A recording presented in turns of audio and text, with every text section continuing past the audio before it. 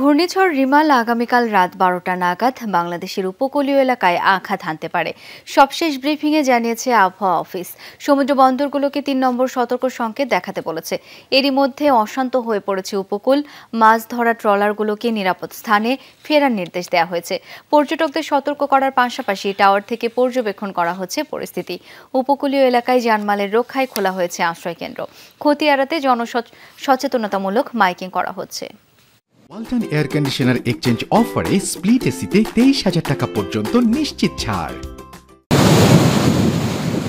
ঘূর্ণিঝড় রিমালের প্রভাবে অশান্ত উপকূল, মুহুর্মুহু ঢেউ আছড়ে পড়ছে সমুদ্র সৈকতে। স্বাভাবিকের চেয়ে কয়েক ফুট উচ্চতায় প্লাবিত হচ্ছে সমুদ্র তীরবর্তী এলাকা।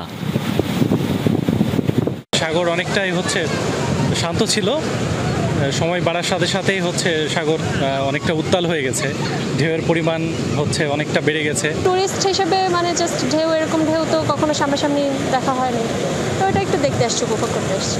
যদি পরিস্থিতি আরো ভয়াবহ হয় তাহলে আমরা পর্যটককে সমুদ্র সৈকত থেকে সবাইকে তুলে দিব। জানমালের ক্ষতি এড়াতে খোলা হয়েছে আশ্রয়কেন্দ্র। নিরাপদ স্থানে সরিয়ে নেওয়ার কাজ চলছে উপকূলে। মাছ ধরার ট্রলারগুলোকে আশ্রয়ে ফেরার নির্দেশ দেওয়া হয়েছে। প্রকার নৌকা ও মাছ ধরার ট্রলার সমূহ সকল স্টেশন আউটপোস্ট থেকে শুরু করে প্রত্যেকটা বেজে আমাদের স্ট্যান্ড বাই টিম রয়েছে।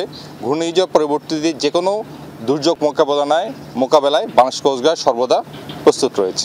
আবহাওয়া অফিস জানিয়েছে, রিমালের তাণ্ডব চলতে পারে কক্সবাজার থেকে সাতক্ষীরা উপকূল পর্যন্ত।